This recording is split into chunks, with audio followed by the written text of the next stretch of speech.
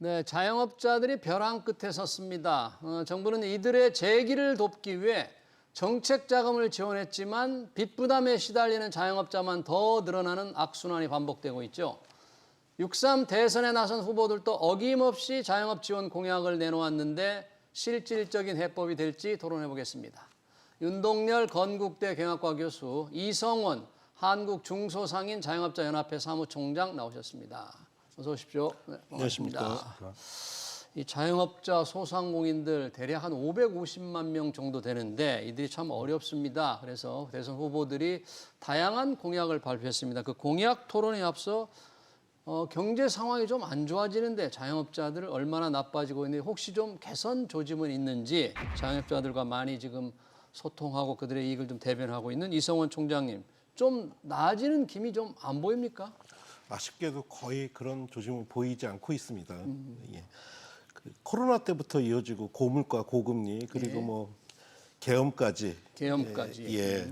정말로 최근에 매출이 반토막 났다는 울부짖음이 거의 모든 자영업자에게서 나오고 있고요. 예.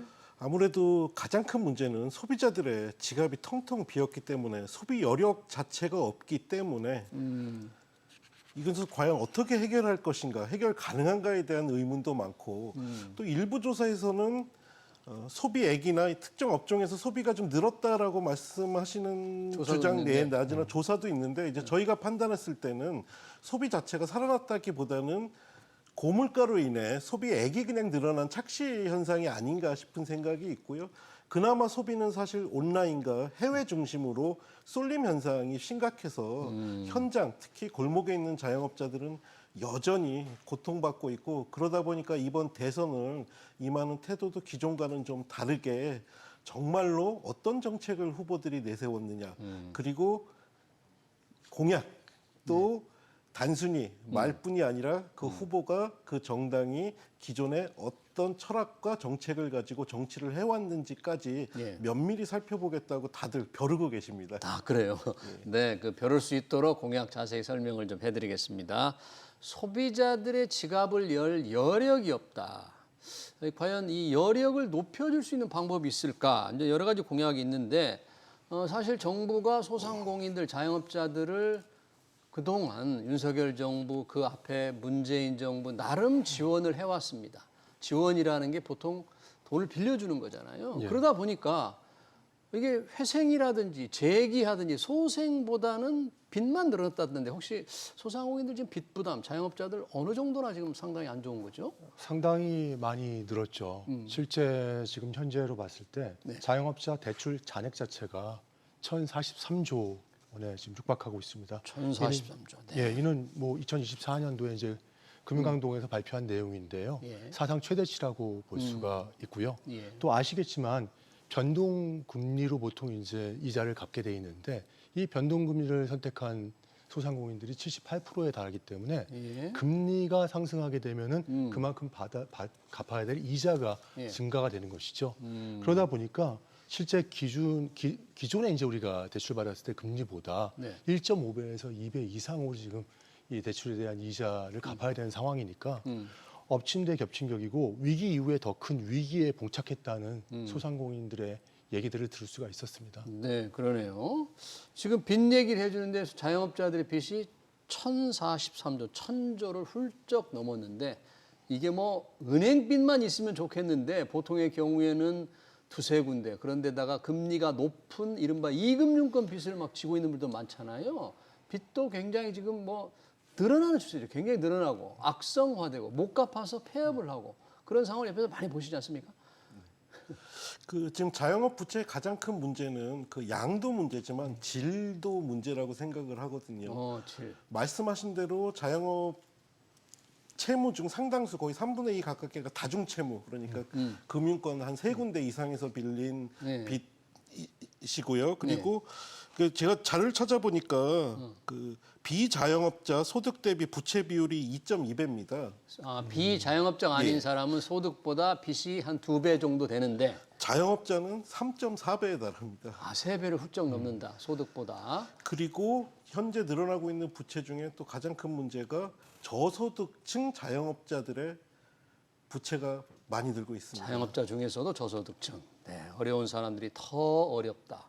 그래도 좀 여유가 있는 자영업자들의 빚 늘어나는 것보다 이렇게 심각하다니요. 그러니까 추가적으로 좀 말씀을 예. 드리자면요. 실제 지금 우리가 국회 입법조사처에서 조사했을 때도 예. 이게 부실 기존 자영업자 중에서 잠재 부실위험군에 속하는 이론들이 예. 약 200만 명 정도까지 될 수 있다고. 부실위험군. 예. 그러니까 상당히 많은 위험하고요. 실제 그 자영업자 평균 매출 같은 경우도 코로나 이전하고 비교했을 때 2000년 전후하고 비교했을 때 지금 78%로 회복됐다고 하지만 예, 이는 아직까지 굉장히 어렵고 왜 그러냐면 자영업자 같은 경우는 최근 들어갖고는 임대료도 증가했지, 예. 또 실제 인건비도 증가했지, 인건비, 뭐 추가적으로 뭐 원자재가도 원재료. 상승하니까 예. 매출을 하더라도 남는 것은 더 없다고 이렇게 울부짖는 소상공인들이 많은 상태라고 볼 수 있습니다. 그렇기 때문에 이제 자영업자들의 재기를 돕겠다 하고 이제 대선 후보들이 내세웠습니다. 자영업자들 지원이라는 게 뭐 국민의힘, 민주당 조금 성격이 좀 다릅니다만 보통 빚을 좀 덜어주겠다는 방향이 있고 일반 지갑을 좀 더 많이 열 수 있도록 소비를 늘려주겠다는 두 분야로 나눠줄 수가 있어요. 그래서 빚을 덜어주는, 채무를 좀 줄여주는 거에 관해서 민주당, 국민의힘 어떻게 좀 다르죠? 내용을 한번 우선 보면 어때요? 예, 좀 다릅니다. 어떻게 다릅니까? 일단 이재명 후보를 보자면 이재명 후보가 뭐 성남시장 시절이나 경기도지사 시절에 했던 방식이 있거든요. 예. 이런 관에서 부채를 매입한 다음에 소각하는 방식, 일종의 이제 배드뱅크 방식으로 배드뱅크. 이미 좀 부채를 탕감했던 경력이 있기 때문에 예. 그것을 내세웠고 또 코로나 시기에 사실상 정부가 져야 될 빚을 국민, 특히 자영업자에게 떠넘겼기 때문에 늦었지만 이제라도 그것을 일부 탕감하겠다. 그리고 또 계엄으로 인해 피해받은 소상공인들을 지원하겠다라는 계엄으로 인해. 기존의 부채에 대한 탕감 중심인 것 같고요. 네. 이에 반해 김문수 후보 같은 경우는 생계방패 특별융자 지원, 예. 경영안정자금 등 지원 중심인데 대부분 금융 지원이다 보니까 한편으로는 지금 빚을 조금 더 늘리는 방식이 과연 올바른가에 대해서는 고민도 좀 있는데 예. 과연 어떤 정책이 더 올바른 정책 혹은 효율이 있을 것인가는 조금 지켜봐야 될 것 같습니다. 어떤 게 좋을 것 같습니까, 이성원 총장님? 받는 사람 측면에서 이게 뭐 여러 가지 관점에서 토론을 해야 되지만 받는 소상공인들 입장에서만 본다면 소상공인의 입장에서 말씀드리자면 탕감 없이 금융 지원만으로 과연 근본적인 문제 해결책이 되겠냐라는 의견이 좀 많습니다. 그러네요. 지금 이재명 민주당 후보는 코로나 정책 자금, 코로나 때 나간 정책 자금을 탕감해주겠다. 일부 얼마인지는 몰라요 아직. 네, 그런 부분이 있고 김문수 후보는 특별 패키지 지원, 특별 융자를 해주겠다. 윤동열 교수님은 어떻게 보세요? 이 두 후보의 이런 지원적 방식의 두 차이. 후보가 일단은 금융 부담에 대해서 자영업자들에 대한 건 인지하고 있습니다. 해결책이 좀 전에 말씀하신 것처럼 다른 것이죠. 예. 근데 국가가 책임적으로 해서 채무를 조정하겠다는 게 이재명 후보의 공약이라고 볼 수가 있습니다. 예. 근데 이 중에서 이제 핵심적인 거는 신속한 구조 조정이라든지 실제 우리가 사회 안전망 측면에서는 이재명 후보의 공약이 더 실행이 되기에는 좀 빠르지 않을까 그런 생각이 들고요. 예. 실제 코로나 시기에 미국이나 영국이나 주요 선진국 같은 경우도 이러한 정책을 시행한 바는 있습니다. 근데 우리나라는 그렇게까지 진행을 하지 않고 보편적인 복지를 그때 실행했던 적이 있기 때문에 그런 부분이고요. 예. 그래서 뭐 어느 정도 이제 일정 매출 이하가 되거나 그렇지 않으면 경우에 따라서 중소상공인의 부채의 일부를 좀 탕감해주는 이런 정책들이 아마 시행되지 않을까 생각이 들고요. 대신에 말씀하신 것처럼 아까 우리 이 사무총장이 말씀하신 것처럼 당연히 중소상인들이라든지 소상공인이라든지 자영업자들은 이 부분을 조금 더 선호를 하겠죠. 예. 그리고 김문수 후보가 내놓은 공약 같은 경우는 조금 더 보수적이라고 볼 수가 있을 것 같아요. 보수적이다. 그래서, 네. 금리 상한을 보장하는 거죠. 네. 그리고 실질적으로 이제 신용보증기금에 대한 특별 보증을 좀 확대하는 겁니다. 그러니까 구조적인 부실이 이제 누적된 상태에서 과연 소상공인이 또 돈을 빌리려고 하는데 이 빌리는 조건에 들어갈 수 있을까에 대한 우려도 있는 거죠. 사실상 그들에게 지원이 못할 수도 있다는 단점도 좀 있습니다. 그러네요. 지금 이제 정말 소상공인의 부담을 덜어주는 측면에서는 소상공인들은 채무 탕감 없이 융자만으로 괜찮겠냐? 소상공인 측에서 그렇게 생각하는데 이 채무 탕감을 하려면 그 비용을 누군가가 져야 되잖아요. 자영업자들이 갚아야 되는데 안 갚아도 된다 그러면 금융회사에 돈을 누가 지원해야 되는데 결국 정부가 이제 지원해야 되는데 현재 이재명 후보가 내세운 것은 도대체 어느 정도 탕감을 하겠다는 방침은 안 들어가 있기 때문에 이게 얼마나 많은 재원 부담을 줄지는 좀 없어요. 이게 재정 차원에서 보면 막대한 부담이 되지 않을까요? 사실 저희도 그 부분이 고민이긴 한데 제가 보기엔 중요한 것은 탕감에 대한 의지를 먼저 갖는 것이라고 생각을 합니다. 그리고 나서 말씀하신 대로 어느 정도 규모로 또 혹은 어느 계층에 탕감을 할 것인가에 대해서는 고민이 필요한 것은 사실인 것 같습니다. 그러네요. 이 코로나 정책 자금의 구조정이라고 그랬거든요. 코로나 정책 자금, 코로나로 아마 공공기관, 보증기관에서 보증을 서준 것들, 그래서 은행을 통해서 빌린 정책, 일반 대출을 다 하는 게 아니잖아요. 그렇죠. 전체적으로 할 수는 없죠. 그 그렇죠. 금액까지는 정책 도저히 커버할 수 자금을 없습니다. 빌린 분들이 그래도 소상공인에서 꽤 많습니까? 예, 맞습니다. 굉장히 많죠. 굉장히 많아요. 예, 대략 예. 얼마나 될지 비용까지는 모르겠네요. 몰라도 그 정도도 한 몇십 조에 육박할 거라고 보고 있습니다. 지금. 예. 코로나가 발생한 이후로 매년 100조 정도 자영업자 부채가 늘었는데 사실 그 이전까지의 부채는 사실 뭐 사업의 확장이라든가 예. 혹은 뭐 경영상의 위기 뭐 그런 부분 때문에 부채가 있겠지만 사실 코로나 이후부터는 순수히 경제 위기 때문에 아마 생계형 대출이라고 저는 생각을 좀 하고 있어서 예. 그러다 보니까 코로나가 어떻게 보면 좀 명확하게 기준이 되거든요. 왜냐하면 정부에서 행정명령으로 영업을 어떤 중단시킨 사례가 있기 때문에 보상해야 될 자영업자들은 아무래도 명확하게 좀 나와 있죠. 그러다 보니까 이재명 후보가 그렇게 코로나로 이 부채 탕감의 기준을 잡은 것이 아닌가라고 생각도 해봅니다. 네, 그 이후에 이제 정부 지원이 조금 이루어졌죠, 사실. 그렇죠? 맞습니다. 소비 진득을 위해서 전국민 지원금도 좀 나갔고 자영업자들은 지원을 계속 해왔는데 벌써 이제 4, 5년이 지나면서 또 이 부분 지원하게 되면 뭐 지원이야 많으면 좋지만 지원 여력이 되느냐. 무작정 요것만 또 지원해서 되는 건 아니니까. 그렇죠. 그 부분에 대해서 규모라든지 이런 게 좀 제시돼야만 이 정책이 과연 실행될 수 있을까? 문제는 없을까? 이런 판단을 할 수 있을 것 같은데 그런 부분은 좀 저는 부족한 거기에 것 같아요. 동의합니다. 왜냐하면 사실 이 단기 금융 정책 같은 경우는요 응급처치책밖에 될 수가 없습니다. 지금 현재 말씀하신 것처럼 이 규모라든지 금액은 아직 정해지지가 않았습니다. 그리고 아시겠지만 자영업자 비중이 저희가 21.2%예요. 20% 이상. OECD 기준인 15%를 훨씬 상회하게 돼 있거든요. 예. 또 중요한 이슈 중에 하나가 저희 자영업자들의 62% 정도가 다 5천만 원 이하의 매출을 지금 내고 있다는 것이죠. 그럼 순이익을 따졌을 때는 겨우겨우 유지를 하고 있다는 부분입니다. 이 자영업자 정책 자체도 다시 한번 장기적으로는 검토를 해야 된다는 것이죠. 네, 그러니까 이제 뭔가 이 부채를 줄여주는 것도 필요하지만 그 관련해서만 해도 저희 시청자 댓글이 그런 게 있네요. 언제까지 국민 세금으로 탕감하나? 이런 이제 댓글도 올려주셨는데 그 문제 외에도 자영업자 수가 좀 선진국에서 너무 많다. 이거는 좀 근본 대책이 필요하다. 그러니까 구조 조정이 필요하다는데 그런 지적이 계속 제기되지만 자영업자들이 듣는 데에게는 그럼 우리 뭐 다 망하라는 거냐 이렇게 좀 생각할 수도 있을 거고요. 이 부분은 해답이 좀 잘 안 보입니다. 이 부분 어떻게 해야 될지. 사실상 인위적인 구조조정이 가능할까에 대한 의문이 좀 있습니다. 왜냐하면 거의 모든 선거, 거의 모든 정부가 좋은 일자리를 만들겠다라고 공약을 하거나 정책을 세웠는데 실질적으로 자영업자가 체감하는 좋은 일자리는 아직까지는 저희는 찾아보지를 못했습니다. 그리고 또 한 가지 문제가 지금 자영업의 이 과밀화 중에서도 굉장히 특징적인 것이 자영업의 고령화입니다. 고령화. 지난해 5, 60대 자영업자 비율이 역대 최초로 200만 명을 돌파를 했습니다. 네. 그 이야기는 뭐냐? 고령화되고 있지만 그만큼 소득 양극화 혹은 어떤 기초적인 생활에 보장이 안 돼 있기 때문에 자영업에 뛰어드는 거죠. 자영업으로 다시 복귀하시는 그런 상황이거든요. 그러다 보니까 이게 자영업자 수를 조절하는 것도 중요하지만 과연 이런 부족한 사회 안전망 혹은 사회 복지 또 이런 노동시장이나 고령화로 인해 진입하는 자영업자를 어떻게 방어할 것인가 이 모든 것이 다 결합돼서 이 문제를 해결해야지 인위적으로 자영업자 수를 어떻게 줄일 거야?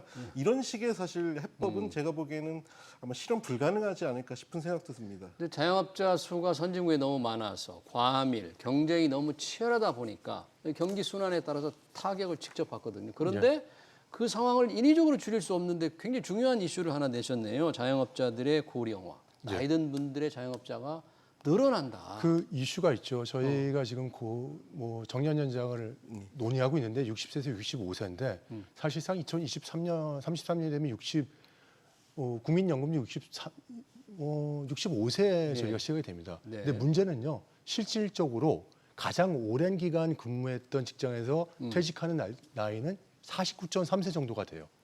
그럼 그 이후에 다시 평균 본인들이 50세가 안 된다고 현재. 그렇죠. 지금도 안 돼요. 정년 된다 60세가 되더라도 안 되기 때문에 이들 같은 경우가 과잉 진입을 하게 되는 겁니다. 자영업자 수로. 예. 그러다 보니까 문제가 되는 게 뭐냐면은 업종이 거의 비슷한 거예요. 요식 업종에 많이 있고 뭐 숙박 업종에도 있고 그러다 보니까 서로 간의 경쟁이 될 수밖에 없고요. 또 이런 것에 대한 업종 전환을 지원하더라도 디지털 업종이라든지 AI 업종이 아니라 계속 똑같은 레드 오션에서 서로 간에 이제 경쟁을 하게 되는 것이고 두 번째가 디지털 전환 인프라를 구축을 하더라도 이에 대해서 적응을 하기가 어려우신 연세들이 많습니다. 그러니까요. 그러니까 현장이 굉장히 어렵죠 지금. 그러니까 뭐 해법이 좀 있는 것 같지만 나름의 해법이 된다고 후보들은 주장하지만 현실적으로 참 어렵다는가 좀 갑갑해지는데 부채 경감에 대한 이런 논란도 있고요. 이 자영업 지원 대책의 또한 큰 축이 소비 진작입니다. 뭐 지갑을 좀 열 수 있도록 해준다는 그 소비 진작을 보면 민주당 이재명 후보는 이제 여러 가지가 있지만 대표적인 게 지역 사랑 상품권 발행을 확대하고 또 공약을 보니까 의무화한다 그런 내용까지도 있고요. 김문수 후보는 이제 신용카드 캐시백을 해주겠다, 소득공제율을 높여주겠다 이렇게 제시했네요. 이 부분은 혹시 어떻게 좀 판단하세요? 이 부분도 받아들이기에 따라서는 조금 이견이 있을 것 같은데요. 현장에서의 의견을 말씀드리자면 지역화폐, 지역사랑 상품권에 대한 수요가 조금 높습니다. 신용카드 캐시백 같은 경우는 현재 일단은 소비 여력도 없고 더 중요한 것은 신용카드 연체율도 역대급으로 지금 높습니다. 신용카드 연체율. 또 신용카드는 결국 대기업 혹은 대형 유통 중심으로 쓰이는 게 아니냐라는 좀 우려도 있기 때문에 자영업자 입장에서는 지역사랑 상품권에 대한 선호도가 좀 더 높긴 한데 제가 보기엔 그것보다 더 중요한 것은 뭡니까? 사실 지역사랑 상품권에 대한 정치적 논란은 다들 알고 계시지 않습니까? 논란이 많죠. 이 부분. 지금은 정치적으로 어떤 정책이 옳다보다는 이 정책을 써서 그것이 문제가 있거나 어떤 그 효과가 떨어질 때는 과감하게 상대방의 정책도 받아들여 보는 그런 자세가 필요하지 무조건 어떤 정치적인 입장에서 이 정책은 돼, 이 정책은 혹은 누구의 브랜드화된 정책이니까 안 돼. 이런 식으로 공약마저 만드는 것은 개인적으로 조금 슬프다고 생각을 합니다. 네, 소상공인 자영업자 입장에서는 신용카드를 위해 쓸 때 좀 더 혜택을 주는 것보다는 지역사랑 상품권을 좀 선호하는 측면이 있다고 그러는데 말씀하신 대로 지역사랑 상품권에 대해서는 이제 반론, 효과가 있느냐. 모든 지역이 발행하면 그게 무슨 지역사랑 상품권이냐. 여러 가지 논란이 있는데 그 부분 혹시 윤 교수님 어떻게 보세요? 만약에 이제 지역사랑 상품권을 모든 지역에서 발행하게 되면은 온누리 상품권하고 차이점이 없을 수가 있겠죠. 그렇지만 성격이 좀 다릅니다. 이거 두 개가. 두 개가. 예, 지역사랑 상품권 같은 경우는 그 지역에 제한돼서 사용할 수밖에 없는 것이거든요. 네. 그래서 지금 얘기가 나오는 정책 중에서 연간 30조 원 규모죠. 이 정책에 대해서 KDI라든지 국책연구기관 같은 경우는 굉장히 여러 가지 사정 손실에 대한 논의라든지 좀 비판적인 보고서를 냈죠. 그럼요. 왜냐하면 이게 아주. 단기 소비 유발에 그칠 수 있다는 얘기도 나오고 있고요. 또 국비 지원이 지속적으로 됐을 때 이게 효율성이 있느냐에 대한 부분. 이건 아까 제가 말씀드렸지만 단기적인 측면에 봤을 때는 효과가 있지만 장기적인 측면은 계속 이렇게 갈 수는 없는 건 저도 동의를 하고 있습니다. 지속 가능하지 않을 수 있다. 그렇죠. 지역사랑 상품권. 근데 이제 두 가지의 저는 그냥 두 후보의 정책을 한번 비교를 한번 해봤어요. 그냥 간단하게 정리를 할 수 있더라고요. 어떻게요? 이재명 후보가 얘기했던 지역사랑 상품권 같은 경우는 공급자 중심의 지원 모델이라고 볼 수 있을 것 같아요. 직접 지원 모델. 공급자. 공급자라면 우리가 보는 소상공인이죠. 예. 소상공인한테 직접 지원해주는 정책이라고 볼 수가 있는 것이죠. 왜냐하면 이들을 위해서 소상공인 밀집 지역에서 사용할 수밖에 없거든요. 그 상품권은 네. 지역이 제한돼 있으니까 당연히 이제 이런 것들을 저희가 조사한 결과를 봐도 서울이나 뭐 전주에서 조사 결과를 봐도 거기에 매출이 소상공인들이 10%에서 20% 정도 증액됐다는 얘기들이 나오기도 했습니다. 네. 근데 이제 이 부분에 대한 비해서 김문수 후보에 대한 정책 같은 경우는요. 네. 수요자 중심의 간접 지원이라고 볼 수가 있을 것 같아요. 수요자라고 얘기하는 우리가 보면 소비자죠. 소비자. 네. 온누리 상품권 같은 경우라든지 우리가 캐시백을 받을 수 있는 것은 어느 지역을 가거나 동일하게 할 수가 있는 부분입니다. 대신에 이런 부분 같은 경우는 중산층이라든지 카드를 많이 쓰는 사람이라든지 그러시면 지역의 제한을 받지 않고 이 사람들이 어디든지 쓸 수 있는 부분이니까 타겟팅을 해서 소상공인이라든지 이 지역에 있는 시장 상인들한테 집중적으로 지원하는 데는 좀 한계가 있을 수 있다는 것이죠. 네. 지금 이 부분에서 지역사랑 상품권이냐, 뭐 온누리 상품권이냐, 뭐 또 다른 지원 대책이 있긴 합니다만 이제 지역사랑 상품권이 좀 논란이 많이 된다고 하셨는데 발행 확대 외에도 의무화라는 게 좀 있던데 이 부분은 뭐 소상공인이지만 자영업자 입장에서도 이걸 의무화하면 국가가 감당을 할 수 있나? 지속 가능할까? 올해도 하고 내년에도 하고 이런 부분들에서는 좀 논란이 아주 더 거세질 것 같아요. 그 의무화라는 게 제가 보기엔 아마 각 지자체에서 지역사랑 상품권 발행을 위한 예산을 요청했을 때 아마 기재부에서 국가가 이제 지원하는 걸 의무화하는 거죠. 예산에 예. 의무적으로 그렇죠. 반영을 네. 하도록 그런 정책일 텐데 좀 이기적으로 자영업자 입장에서 말씀드리자면 영원히 그렇게 지속되면 좋죠. 예. 네, 자영업자 입장을 제가 조금 반론을 펴기보다는 그러면 이제 기재부의 예산 편성권이 침해되기 때문에 자영업자들이 그렇게 말할 수 있지만 여러 가지 문제가 될 수 있다. 이런 게 이제 학자들이 주장을 합니다. 지역사랑 상품권, 온누리 상품권. 이것도 역시 논란이 많네요. 저는 두 상품권 다 어떤 상품권이든 똑같은 효과가 있을 것 같아요. 말씀하신 것처럼요. 예산 추이를 보고 매년 얼마 정도 소요될 것인지에 대한 것이 명확하게 나와야 되거든요. 그리고 예산이라는 것이 이제 많이 쓰이게 되잖아요. 뭐 중소상인들한테 소상공인한테 쓰이거나 자영업자에 쓰이면은 그 예산은 그럼 어떻게 들어와야 될까요? 다 이게 국민의 세금에서 세금이죠, 다 결국은. 들어와야 되는 네, 것이죠. 그럼 이제 같은 정책을 피더라도 이렇게 지급이 됐을 경우에 당연히 세금도 우리가 더 많이 걷어야 된다는 것들도 같이 얘기가 나와야 되는데 다른 간접세라든지 이런 직접세에 대한 상승에 대한 부분들을 얘기하지 않고 정책적인 부분에 대해서 단기적으로만 시행이 된다면은 지금 불만을 토로하고 있는 일반 국민들의 의견도 반영될 수밖에 없는 것이죠. 그러네요. 저희가 이제 국민의힘 그리고 민주당만 얘기했는데 한 당이 더 있죠.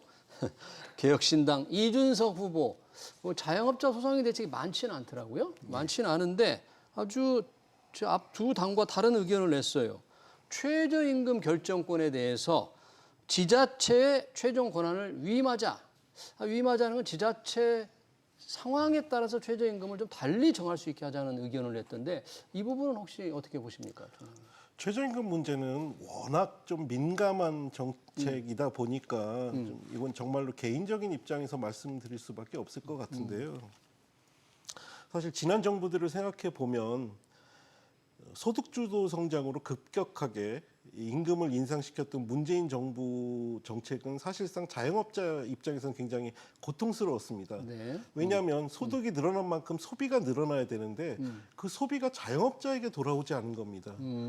그러면서 고용은 있는 자영업자 입장에서는 말 그대로 비용만 늘었지 어떤 매출이나 소득이 늘지 않았기 때문에 인건비만 올라갔고 소득 주도 성장이 아니라 어떤 뭐 임금 주도 성장이다 이런 이야기도 많이 하고 있고 네. 그렇다고 그래서 그 임금을 인상하는 것에 좀 많은 부담을 느꼈던 윤석열 정부의 정책은 성공했느냐? 지금 잘 아시다시피 소득이 꽁꽁 얼어붙었잖아요. 네. 솔직히 말씀드리자면 소비자들이 결국 소비 여력을 늘리는 건 결국은 임금을 늘려야 되는 게 맞습니다. 네. 근데 지금 자영업자 입장에서는 이럴 수도 없고 저럴 수도 없고 그래서 저는 지금 중요한 것은 단순히 임금을 어떻게 뭐 높일 것이냐 아니면 뭐 낮출 것이냐 이런 문제보다는 소비자들의 소비 여력 그리고 중요한 것은 그 소비가 어떻게 내수 경제로 연결되게 할 것인가가 저는 가장 중요한 문제라고 생각을 합니다. 그 해법이라고 해서 지금 공약을 내놓았는데 해법을 얘기하는데 그 해법이 지금 나오질 않고 있는데요. 우선 이준석 후보의 최저임금의 지역 간 차별화. 지금은 최저임금이 지역이나 업종 관계없이 일률적입니다. 지역 간 차별화 좀 가능성 있고 해야 될까요? 저는 어려울 것 같습니다. 어려울 것 같아요. 왜요? 최저임금 기준은 많이 다루고 있고 실제 위원회에서도 다루고 있지만 네. 저도 줄곧 주장해 온 것처럼 예. 실제 OECD 국가 중에서도요. 예. 일본만 차등적으로 지역 차등화를 시행하고 있고 나머지 국가는 전혀 이런 부분을 적용하기 어려운 상황을 보고 있습니다. 왜 우리나라 너무 작고 지역 간 그렇죠. 뭔가 이게 양극화 뭐 이런 걸 그러니까 걱정하는 겁니까? 우리나라처럼 이동성이 굉장히 잘 돼 있는 나라 같은 경우는요. 만약에 이제 저임금으로 어떤 지역이 딱 낙인이 찍힌다. 그럼 그 지역에 있던 인재들이나 인력들이 다른 지역으로 이동할 수도 있어요. 그럼 그 지역의 지역 소멸이 더 급격화될 수도 있다는 부분들이 있는 것이죠.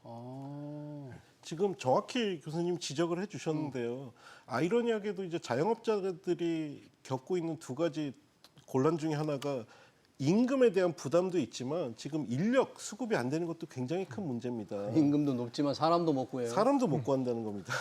그러다 보니까 지역별로 차등이 생기면 더군다나 이런 상황에서 일할 수 있는 청년들이라든가 노동자들이 임금이 높은 지역으로 쏠리는 건 당연하죠. 그럼 그 이외의 지역은 정말로 더 고용을 하고 싶어도 고용을 할 수 없는 상황에 처할 수도 있습니다. 그러니까 열악한 지역일수록 청년 이탈이 점점 심해지고요. 심해진다. 지역 소멸 같은 경우도 가속화될 수 있는 거죠. 당연히 그래요? 이제 노동 구매력도 떨어지게 될 것이고요. 이 이준석 후보가 내세운 지역 간 최저임금 차별화에 대해서 이제 두 분이 조금 현실성이 떨어진다고 그러는데 기왕 최저임금 얘기 나왔으니까 그러면 업종별 차등화는 어떻게 생각하십니까? 이준석 후보가 내세운 건 아닌데. 어종별 차등화 같은 경우는 저희도 많이 검토를 하고 있었어요. 근데 이제 문제점 중에 하나가요. 우리가 개별적으로 임금을 협상하고 있다는 것이죠.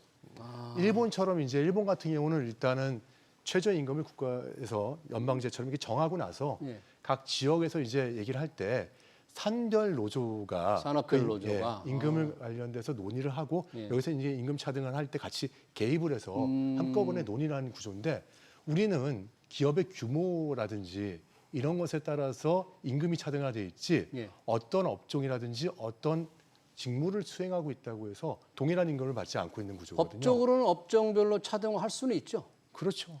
할 수 있는데 예. 안 하고 못 하는 거죠. 못 하는 거죠. 예. 좀 더 임금을 신축적으로 업종의 성격에 따라 좀 그럴- 신축적으로 정할 수 있다면 괜찮을 것 같다. 그러려면 이런 이제 생각. 계속 줄곧 주장 드리는 것처럼 임금을 공시해야 되는 것이죠. 공시하고. 그런데 이제 기업별로 임금을 공시하게 되면은 예. 이게 과연 이걸 동의할지에 대한 것들은 저도 좀 어려운 문제인 것 같습니다. 마지막으로 짧게 우리 총장님께 여쭤보고 싶은데 아까 이제 소비를 더 늘릴 수 있게 하는 방법이 없잖아요. 그 방법에 관해서 혹시 후보들에게 조금 제안할 거 한두 마디 좀 있습니까? 뭐 저희가 경제 전문가가 아니기 때문에 뭐 해법이 있는지는 잘 모르겠습니다. 하지만 이제 중요한 것은 지금 오르고 있는 물가 때문에 자영업자들은 뭐 아시겠지만 재료를 구매해서 이것을 다시 가공해서 소비자에게 판매하는데 그 오른 원재료비만큼의 가격 반영을 할 수가 없는 상황이다 보니까 소비 활성화를 위해서는 일단 물가 안정화 대책도 굉장히 중요하다고 물가 생각을 안정화, 합니다. 예. 그리고 아까 다시 한번 말씀드리지만 뭐 온누리 상품권, 지역사랑 상품권, 저는 기존의 정치권이 이 두 가지 정책을 가지고 솔직히 말씀드리면 좀 정치적 이득을 위해 자영업자를 갈라치게 한 것도 저는 분명히 존재한다고 생각하기 알겠습니다. 때문에 예. 뭐 시황 관계상 물가 안정시키는 걸 한다면 훨씬 자영업자 큰 도움이 될 거다. 이 부분을 좀 계속 후보들한테 강조를 하시기 바랍니다. 자영업자에 관련된 국민의힘과 민주당의 대선 공약 토론 여기서 마치도록 하겠습니다. 지금까지 윤동열 건국대 경영학과 교수, 이성원 한국중소상인 자영업자연합회 사무총장이었습니다. 고맙습니다. 네, 감사합니다.